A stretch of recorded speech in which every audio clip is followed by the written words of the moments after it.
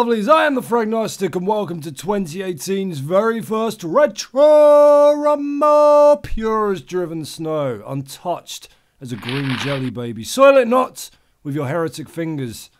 No, in fact, I was meant to put this one out before Christmas, but busy bullshit and IRL irritations put a bullet in that kneecap.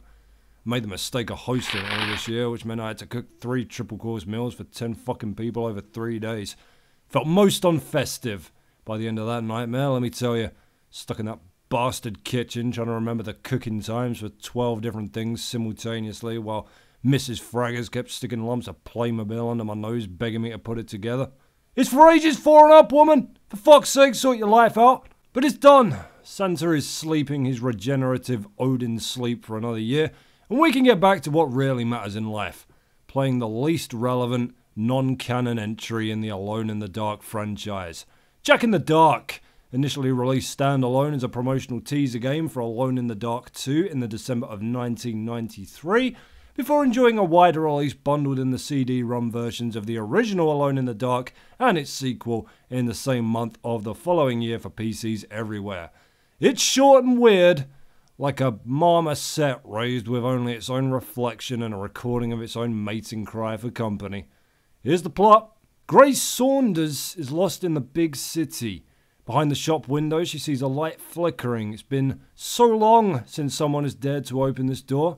But when you're 8 years old and even the moon is out celebrating Halloween, dumb shit will happen. So here, note the Christmas tree and the Halloween pumpkin outside here.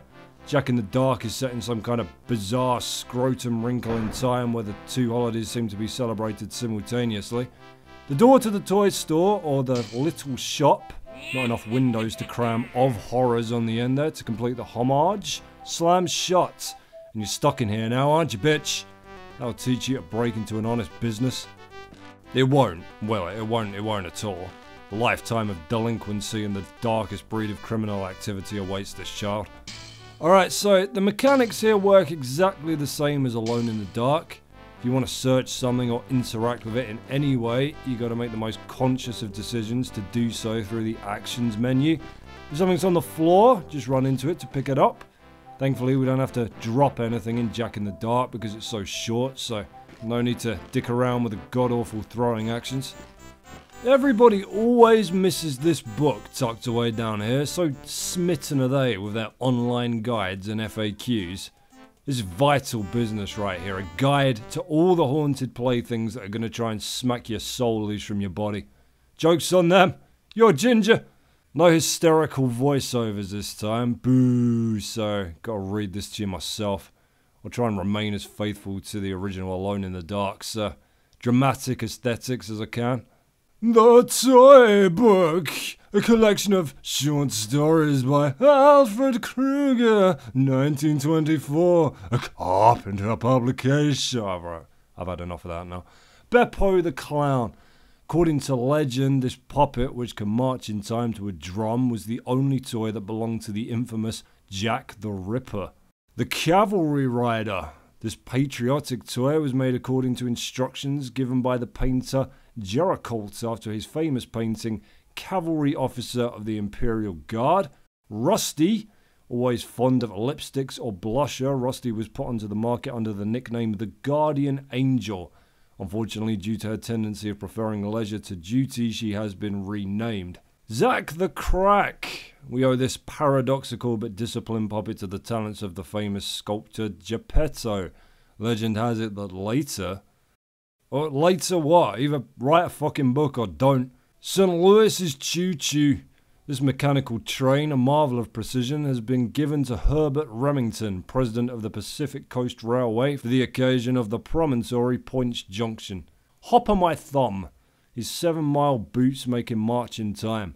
Alas, this toy has sold so badly, there are only a few specimens left. Indeed, criminality doesn't pay.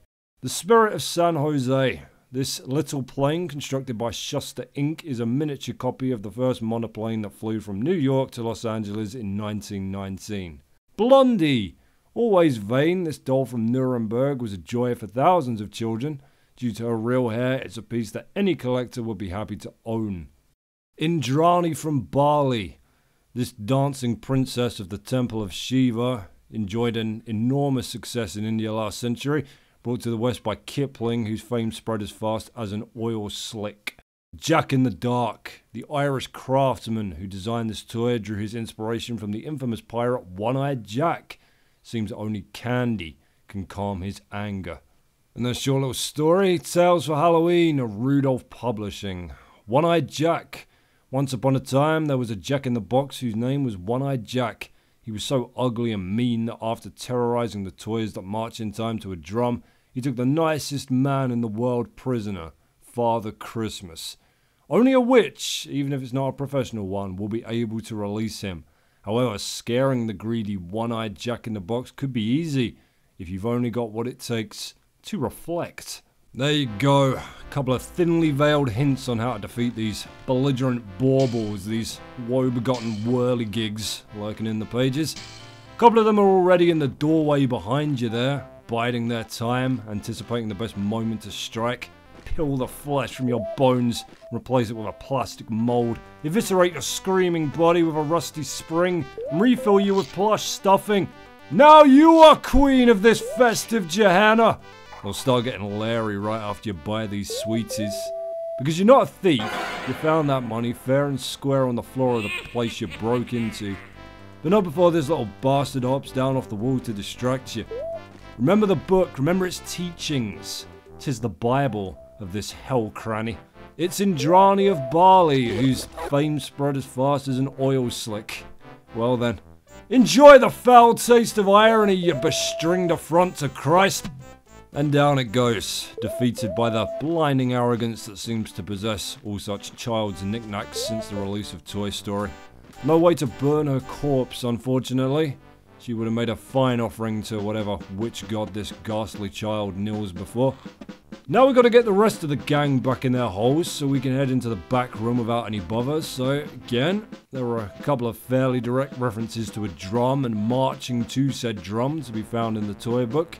Moving about the place will cause you to automatically tap out this rhythmically illiterate beat, which Beppo the Clown, Hopper my thumb, and this collection of balls in a Prussian military helmet, possibly Zack the Crack, will take to mean climb into that there toy chest and never fucking come out. Rot in there. They go in faster than this sometimes, depends on how janky the game's been.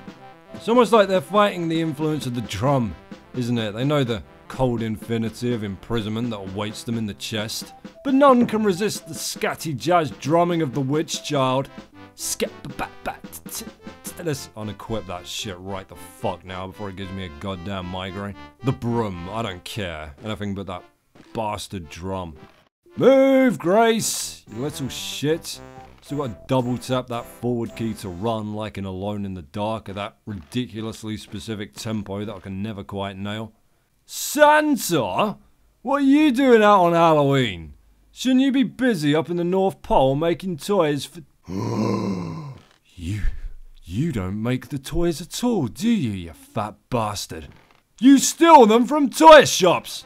No, little girl, you've got it all. Thief! Charlatan! Bearded brigand! Everyone will know. You'll die in prison.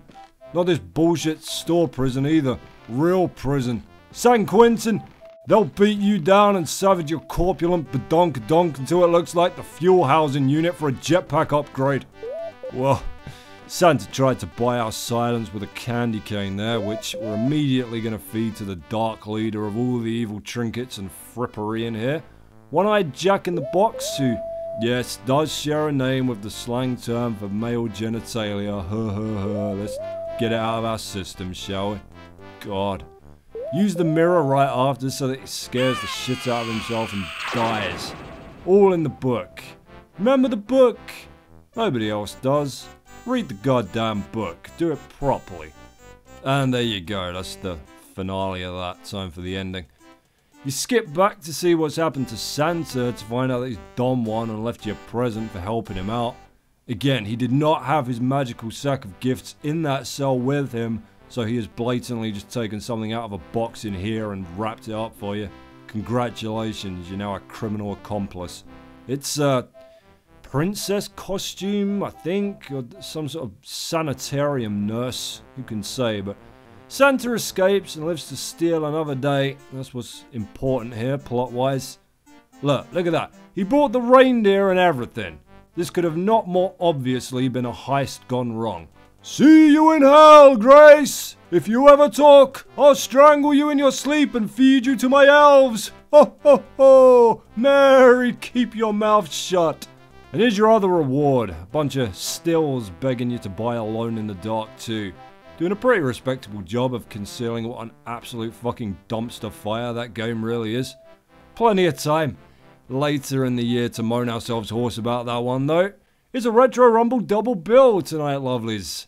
Finish putting the kids to bed and drop back in a short while as we charge, bellowing, boxer shorts rustling in a cemetery breeze, headlong into the tough as titties in a blizzard challenge that is Ghouls and Ghosts.